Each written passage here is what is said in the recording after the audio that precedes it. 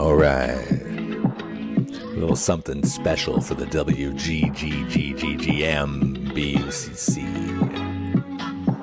It's a lyrical sculpture in the sand that I carve. This is Flash on the mic, now on the Algarve.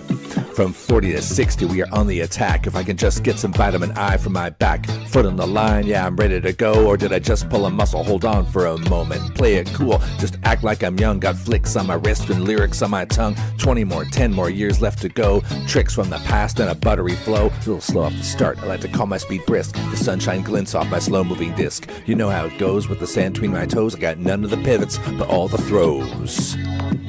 Yeah, I got some dodgy knees.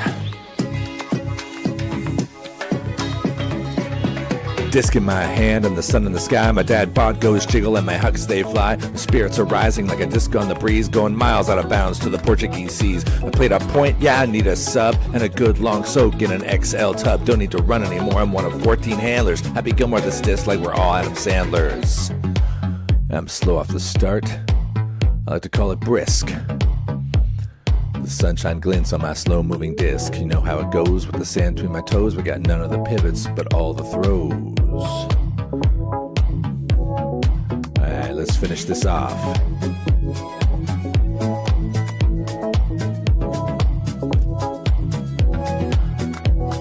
My 6'2" still works in the bar. I can see from miles. Got drinks on my radar. Portimão party is the place we flee for the friends we see and these great memories. Yeah, I feel the spirit as I pull every sinew. Shatter my knees, yet we're gonna continue. Take this hand, better yet carry me from the beach to the bar, better yet to the sea. I'm slow off the start. I like to call my speed brisk. The sunshine glints off my slow-moving disc. You know how it goes with the sand between our toes. We got none of the pivots, but all of the throws.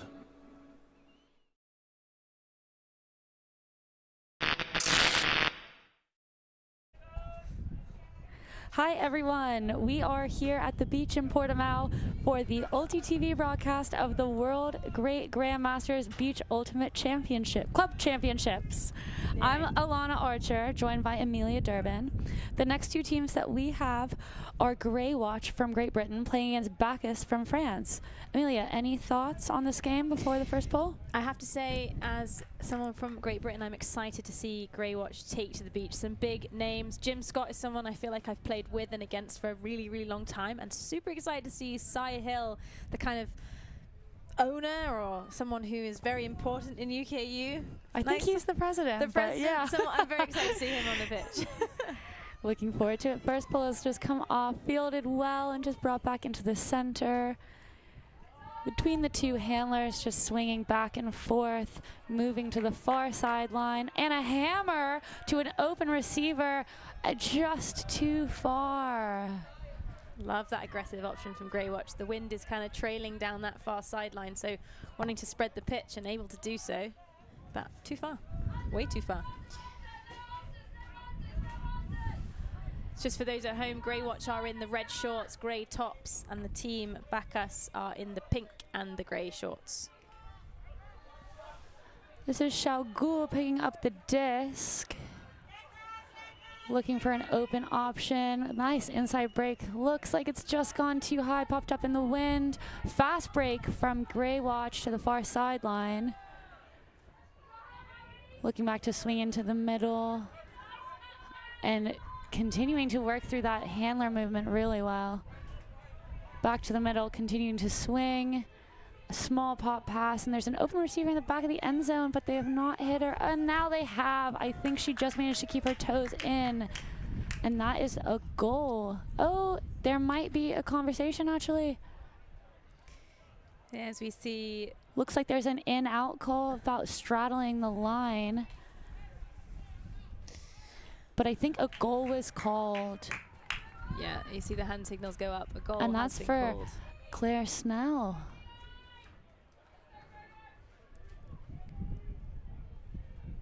Lovely work there. Graywatch starting on offense, so just a hold to begin the game. Games here are 45 minutes long until the soft cap goes, half at 7, and teams are allowed 1 timeout per game, so we may only see 1, 2, or potentially no timeouts at all in this game. The way it works here in the Grandmasters division, Great Grandmasters division, is it is a kind of a loose mixed.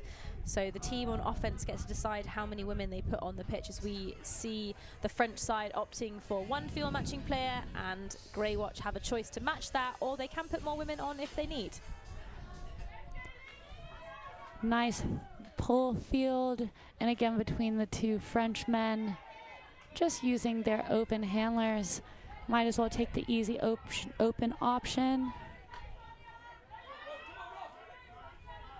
Looking for the around, a big force there, and a layout block. Very nice job done by David Grayson from Graywatch. Hoping to get the bookends now as they pick up the disc.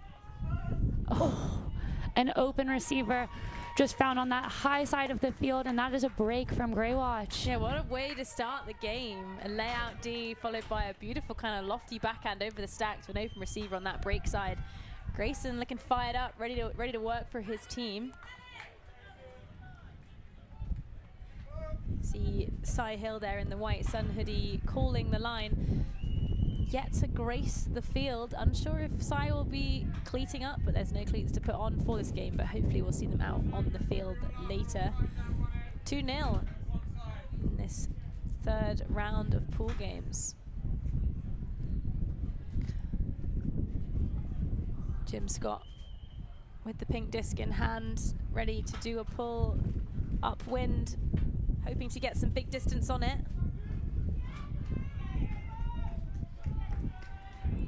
The pool fielded by Lazo, centered and then popped back to him. A big huck going up to Shaogul, manages to get two hands underneath that one. And he's pointing to his receiver, Pierre, as to where he wants him to go. Nice patience until he could get open. And that is the first score on the board for Bacus. Yeah, great bid by Jim Scott as well. Super athletic, just trying to cover it. And good hands there by the number 8 shirt of Pierre. Both teams looking pretty comfortable in this wind. It's been gusty, hasn't it, Alana? But it's kind of settled down a bit now. Yeah, before the lunch break, it was very, very windy. It is still pretty breezy, but it has gone down from then. So we see the team from France opting for 2 field matching players, and Graywatch also doing the same.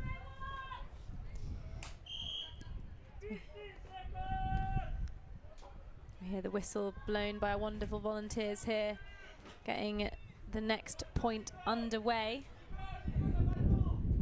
Shout out to everyone who's here volunteering. Wouldn't be possible without you and all of the support you've been giving us, so thank you very much, and for last week as well. So a hand raised from the puller, Shaogul. And it looks like it is just gone out and will be bricked. Potentially Graywatch. No, it is a brick. I think there was some discussion about whether they wanted to take it from where it did leave the field, but you can see them walking to the middle of the field, 1/3 up the pitch. Looks like the French half have set a cup, forcing them towards our commentary sideline, but they've managed to break through that and get it up to the high side, continuing with their strong handler movement and gaining yards while at it. There's a hammer going to the far side, upwind, and 2 cool. hands under it. Very impressive shot by number 31. Cousins. Cousins. That was so cool. Perfect as well. The way it sat. Very impressed. Very impressive. Very impressive. Make an easy catch. Had to go to the knees to make sure, but that's one way to score. That takes some real confidence to just rip that. But saw an open receiver and knew they could get the disc over there, then why not? Shoot has got to shoot, as they say. You can see in the replay there, goes down onto the knees to catch it, but secures it, and that is a goal. 3-1 in the first 7 minutes of this game. Grayson with the pull, and it is just rolled into the end zone. Xiaogu with the disc now, looking for cutters. Quick give and go motion and a big huck fake, and then turns around for the flick, just overthrowing the receiver there. The other Xiaogu on Bacus.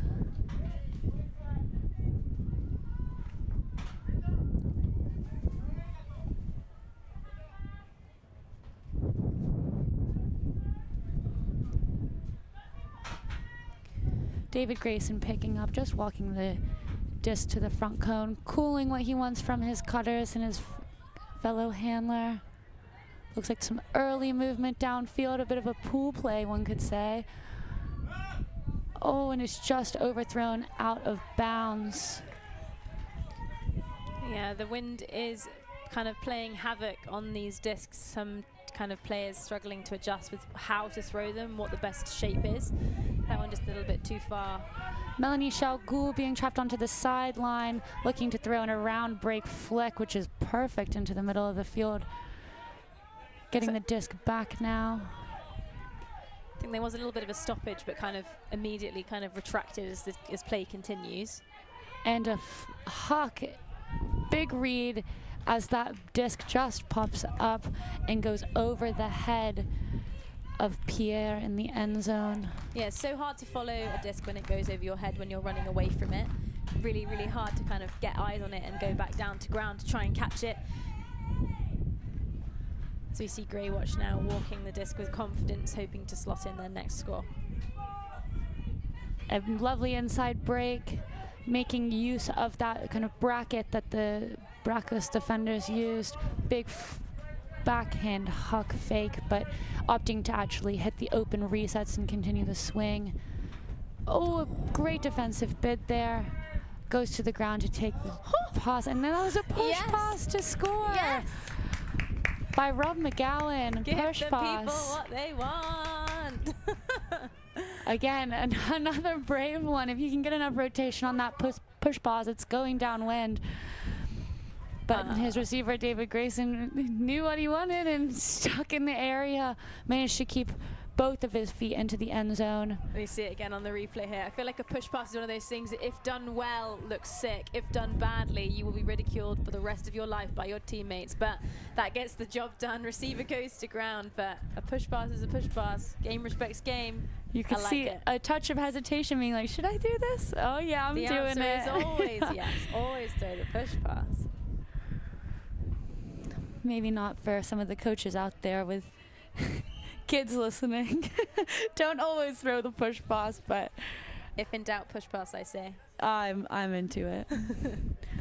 So Graywatch pulling the score currently 4-1 to Graywatch. Bacus fielding the pool. Disc comes into Simon and back to Lusso. Open receiver downfield, Lachey looking back to his handlers.